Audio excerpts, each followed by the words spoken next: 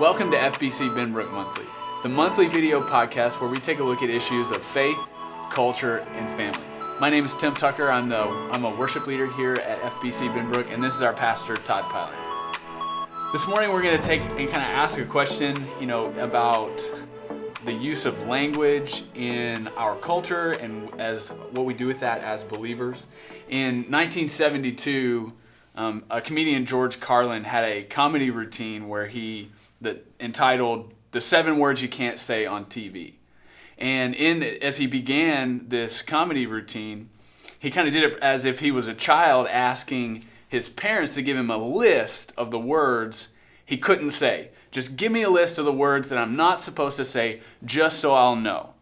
And I think he really touched on a sort of profound issue here. And I think it's something we deal with as Christians, where we have our culture sort of has this standard of words that we can say and words we can't say, when and who and what context those words are appropriate or inappropriate.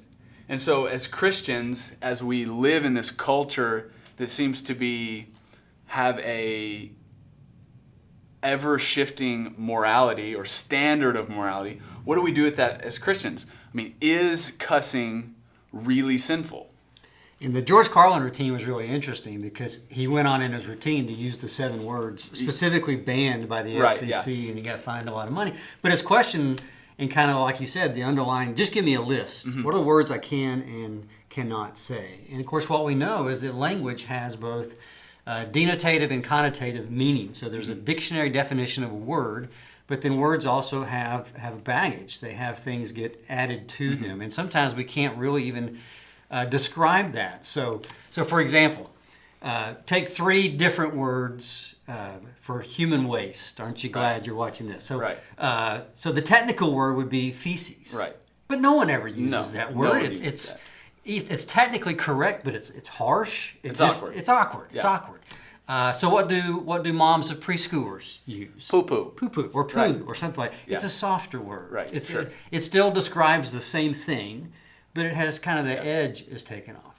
And then, of course, on the other extreme, we have the S word that I'm not going to say. Right.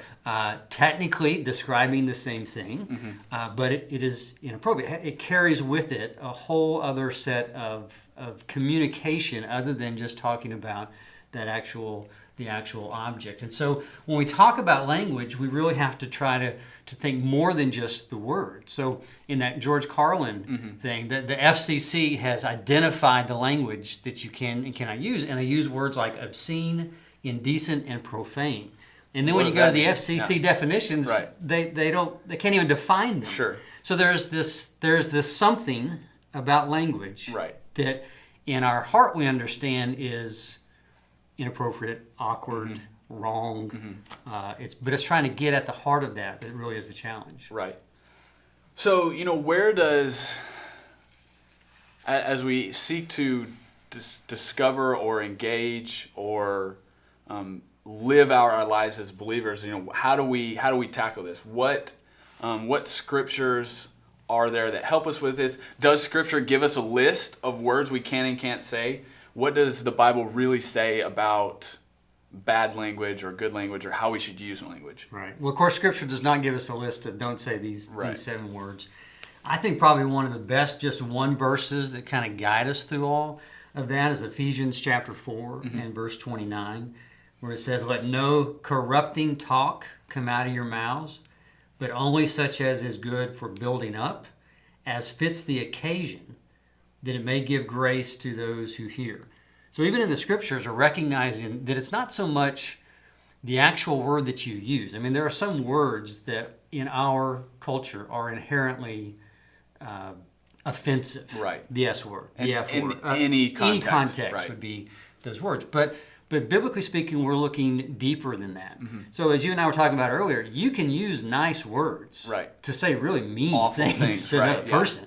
And you say, well, I'm not cussing. No, but you just said something very mean. So speech is different than just the actual words that we're saying. So the 4 things out of Ephesians 4 talks about corrupting talk, rotten, worthless, unwholesome is another translation. Again, doesn't really give us a definition about that, but using our wisdom as followers of Christ, trying to discern that.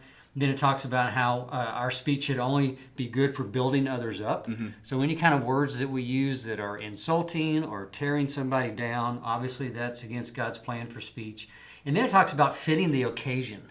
And so we talk about appropriate speech, and that's what it's really even Scripture is talking about. There's occasions where it may be appropriate to say one thing and not appropriate to say another thing.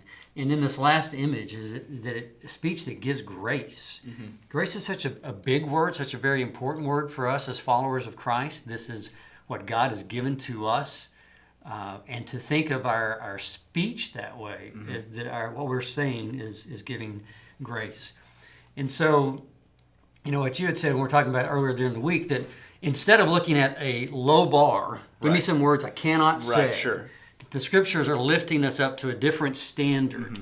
And so in Colossians chapter 4, it uses this standard. It says, let your speech be seasoned with grace.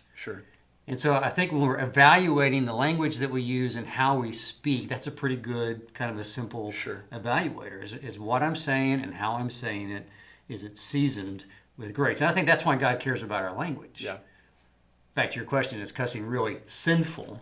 Well, language can be, because God cares about whether we are dispensing grace or taking away grace from others. So we hope that as this week, as you are watching, that we as a church begin to seek to give grace and season with grace with our language, and not just thinking about the things we shouldn't say, but setting a bar to reach the things that we should say in everything we do and how we live our lives as believers. So thanks for being with us this week. It's a fun conversation. Next month, we're going to be having Dr. Mike Keys. He has written a book called Unbelievable Myths, and he's going to be here talking about his book. And we're going to kind of ask this question about whether science and religion are at odds with each other, and I'm really excited about that. So have a great week. See you next month.